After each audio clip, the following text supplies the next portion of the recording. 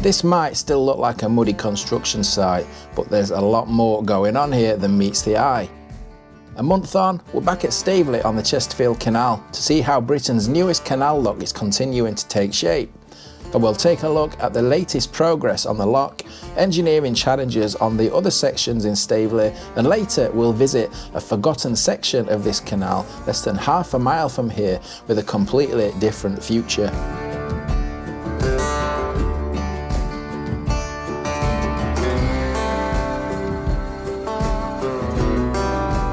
Let's start by seeing how they're getting on with the new Keith Ayling Lock, Britain's newest canal lock, and it's changing so fast. So the biggest visual change since our last video, the whole, remember that big gaping crater that was created? Now that's all been filled in, look, right up to the walls at the side of the lock. How different does that look?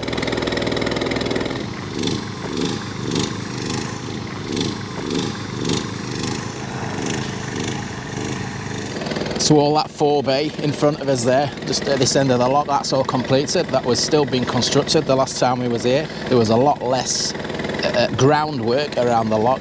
And we can see all the infrastructure and everything, can't we, that's adjoining the lock, all the pipes coming in, the pumping chamber there. Now there's a digger just parked over at the top of what I wanted to show you. That's those two big round bores that have gone in just to the right of the top end of the lock there. You can see that Volvo digger that's currently parked just in front of the full one. That's all the pumping chamber, the big black one in the distance, and then we've got right next to it, we've got another bore for the what's that, the control valve system. I do want to do a separate video just dedicated to the pumping mechanism on this.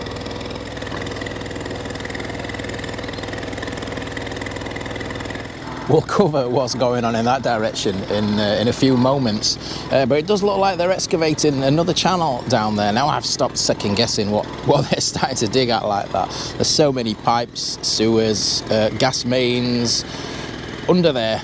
It looks like they're lowering some kind of reinforced rebar thing down into there. Maybe they're just putting some protection in for a pipe or a main or something like that.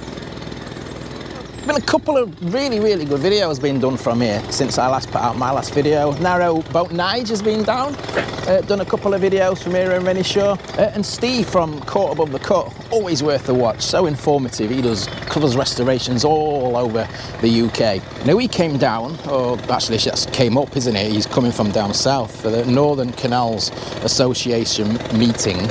He got some great commentary from some of the talks that were being given, so there's some great insights there from George and Rod, and people who were involved with the canal. And the Chesterfield Canal Trust website themselves, they do keep a fantastic photographic diary of what's happening here, and it's regularly updated. There's some great shots on there taken from actually inside of the lock. The next stages for this then, so they're going to be starting to work on the canal just up from this new lock here, going back towards the already restored section. And that brings us nicely onto the bridge abutments that you can just see in the distance. That brick wall you can see in front there, that's the old railway abutments. We've previously reported in previous videos, now the canal through here is going to be lower, the new canal is going to be lower than the original canal. But obviously it went through those abutments. I'll just show you a shot of that going through there now. That's caused some big challenges for the folks putting this canal back in. The foundations are a lot shallower than initially thought, and work to underpin these will begin very shortly. Don't forget, that line was still in use until fairly recently, 2011-ish I think, so within the last 20 years. And of course, this wasn't the only railway bridge through this site. The new shiny red Transpennine Trail Bridge sits on the course of another railway. Then we've got a further railway bridge and abutments before we get to Bellhouse. And we'll see the stone for that shortly for the abutment that's going to be rebuilt.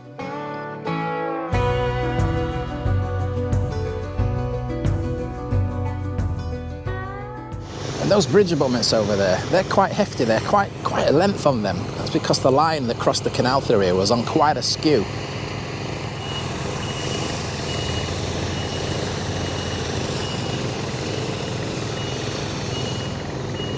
Not to rip Steve's video off too much, but just an update on the lock gates. So 5 lock gates are currently being constructed.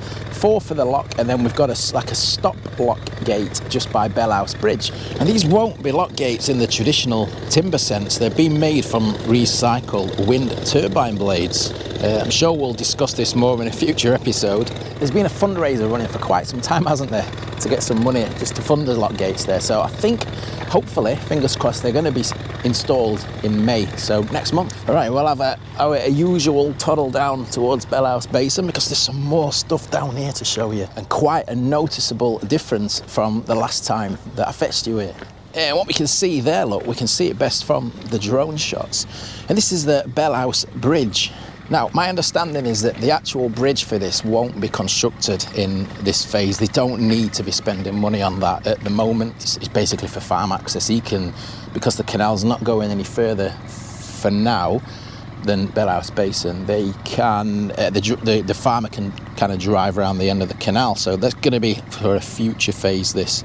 But we can see the progress there, the foundations for the bridge. And now on to Bellhouse Basin and the Narrows. And one of the biggest long-term challenges here is subsidence, ironically caused by the very industry that helped grow canals like this in the first place.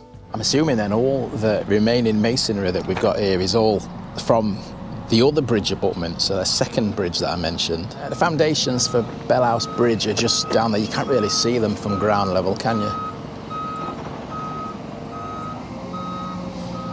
And then there are I believe, more or less completed narrows. The walls for the narrows. Obviously, that was the narrows into a canal arm. Now that canal arm's not going to be rebuilt. It didn't go very far, but that land no longer, I believe, is within the canal boundary. So that's literally just going to be going to there.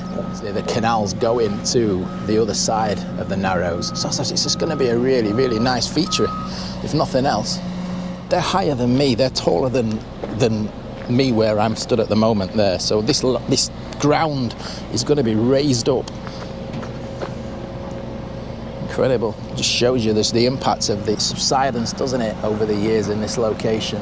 I mean, we talk about subsidence, don't we? And it's only when you come down here and you stand here, you can just realise just how much this land has dropped. I mean, those Narrows just appearing out of the ground, a great yardstick, aren't they, for that?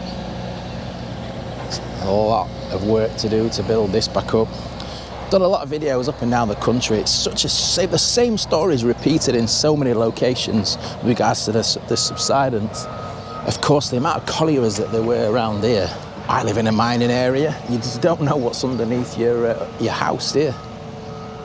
I'm going to do today what I've been putting off for the rest of the winter, and that's have a walk over the Puddle bank.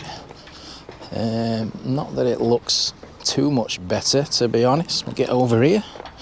There is another way around to the Puddle bank, so I have been told, but this doesn't look too bad.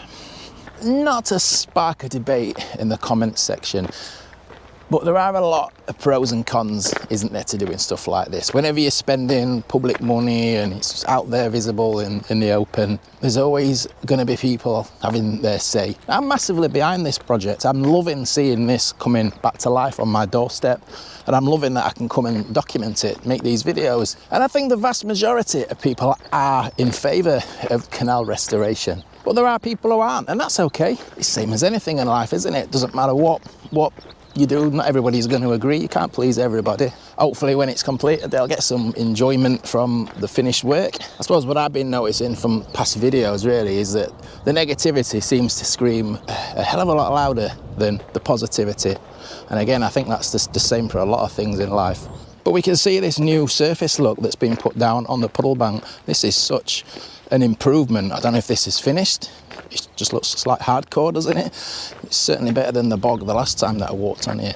But I'm taking you down to the bonus feature for today's video. And it's less than a mile away from all this fantastic restoration work. And it's a forgotten part of the Chesterfield Canal, and it tells a very different story. And I'm on my way down to walk down the Norbriggs Cutting. It was one of the several arms that ran off the main Chesterfield Canal route across its 46-mile length. The Norbriggs Cutting was the longest arm on the canal. Obviously this part of the puddle bank that we're walking on here, if you've not seen this before on some of our earlier videos, this was originally part of the Staveley town deal, but because of the increase in costs, what work they could squeeze out of that initial funding, they had to kind of scale it back just as far as Bellhouse Basin for the time being. So it is a shame, but this will be, after they've finished to the Bellhouse Basin, this will be the next bit that they get on with. If you wanted an example of the subsidence that we spoke about earlier on, this is a great example. Look how much that dips there. Here's a River Dolee, and this is, dare I say, probably going to be the subject of the biggest piece of engineering that they'll be seeing on the canal so far. And that's the aqueduct that went over the top, but we won't go into that because I'm going to cover that in another video in the future. And we're just coming up to the junction with this Norbriggs Cutting that I'm going to show you. And if we just take a look at where we are, we're actually still on an embankment here, and this was where the original puddle bank came to, so it's quite a drop down here. There's a couple of interesting things just to show you here around the junction. So here we are, we're standing on the main line of the Chesterfield Canal here at the moment. Behind me is Staveley, where we walked from. Straight on is Renishore. And there we go, can you see the footpath going off to the right? That's the Norbriggs Cutting, that's where we're going to be going. So to get access to that cutting, the towpath was on our side of that canal arm. So we had a bridge here. We had a bridge going across the main drag of the Chesterfield Canal. Pack Saddle Bridge, this was bridge number 15. I've got in my notes here. Yeah, that would have been coming right across where we're stood here. But what we've got here as well, look, is milepost number 6, right by the junction. 6 miles from Chesterfield, obviously, that's what that means. Where was number 5? Number 5 was where the new building is at Staveley Waterside. So it's a mile from there to here. So let's have a walk down this Norbriggs Cutting, and we can already see stonework there, look. Now, when we say in terms, I'm wondering if the actual canal was somewhere here, look. I've never investigated this. So this stonework here comes across. Right, yeah, that starts to go in there, look. Does it? Oh no, there's something. Ah, okay, there's like a recess, and then it appears here again. So where was the actual line of the canal? Oh, this is interesting. I've never, obviously coming this time of year, you see a little bit more, don't you? Because we're just coming out of the winter months. So there's the stones there. So where is the actual start of the arm? It kind of disappears here, look.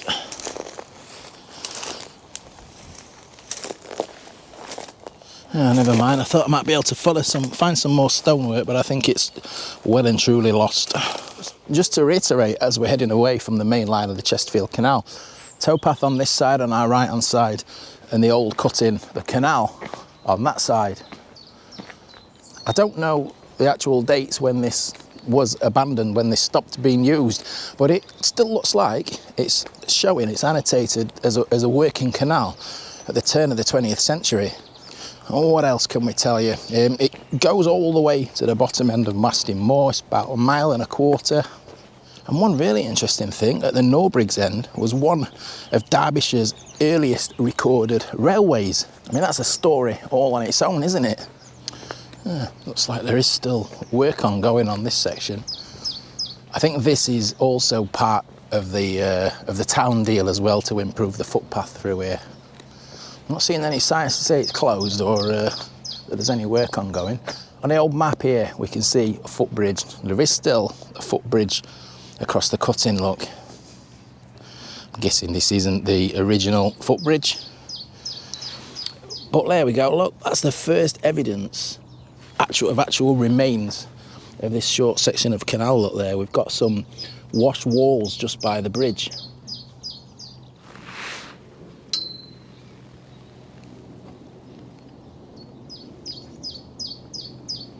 You can hear diggers in the distance. I've not passed any footpath closed signs or any notices or anything like that. I hope I can get through. There we go, he saw me. But look at the canal here, we've still got, this is actually better than I actually remember from my last walk down here. I think there's quite a bit more water in than I remember. And we're coming into the houses now, look, bottom end of Maston Moor. I mentioned, didn't I, about the very, very early railway at the end. Now that was listed in the records as a Newcastle railway. That's spelled R-A-I-L-E as rail, rather than what we know it as today. We came across that term when we did the early Sheffield coal railway, somewhere around the same era, because we're talking right when this canal opened, so in the 1770s there. Just have a look down here, look, because this is a Norbriggs flash, little nature reserve walk. Look, we can look back over there, back over towards the Puddle bank where we've come from. The Puddle bank's just beyond the first line of trees. Sorry, I'm getting distracted by things I'm seeing on the way. Yeah, so this early railway, tramway, gang road, whatever they used to call them back then. Horse-drawn, wooden rails. And the reason that this arm of the canal was constructed, this was tried to encourage custom from the collieries that you'd find all over this side of Staveley. So they built this arm and they built a wharf at the end. And then obviously the colliery owners or whoever, they built the tramways or the methods of getting their coal to the canal. And we do still have quite a visibly defined cutting here, look. It runs behind these houses. Now, it looks like it's getting a lot of, what would you call, green waste, garden waste. Just fetched down. A lot of these properties have got access from their back gardens, crossing over the old canal and onto this footpath. And it comes out eventually on the A619. It's the old turnpike road between Worksop and Chesterfield, or Chesterfield and Worksop. Very overgrown, this section, isn't it? It's very difficult to try and comprehend that it was a canal unless you were up on your canal history. Quite a lot of fly tipping as well. It looks like which is a shame, isn't it? There's nothing remaining of the wharf that was at the end of this. That's long gone. But recently, they have been excavating down here, and you see these new houses have been built on the site of the old wharf. And that's it, that's the end of the Norbriggs Cutting. So the wharf was kind of in here. Right, so this end is closed then. Unless I've missed it, I have not seen any signs coming from that direction, especially around the junction, to say that footpath was closed. So the headlines for the Chesterfield Canal is all about the ongoing restoration work, but what today's video shows you is just how much history there is to explore along the rest of this canal. Cheers for watching. If you're enjoying this story, why not watch the rest of the series, go right back to the start, because I've been documenting what's going on here and down at Raineyshore along the canal since about 2021, 2022, all back when all this was fields. So we'll see you on another video soon. Ta-ra.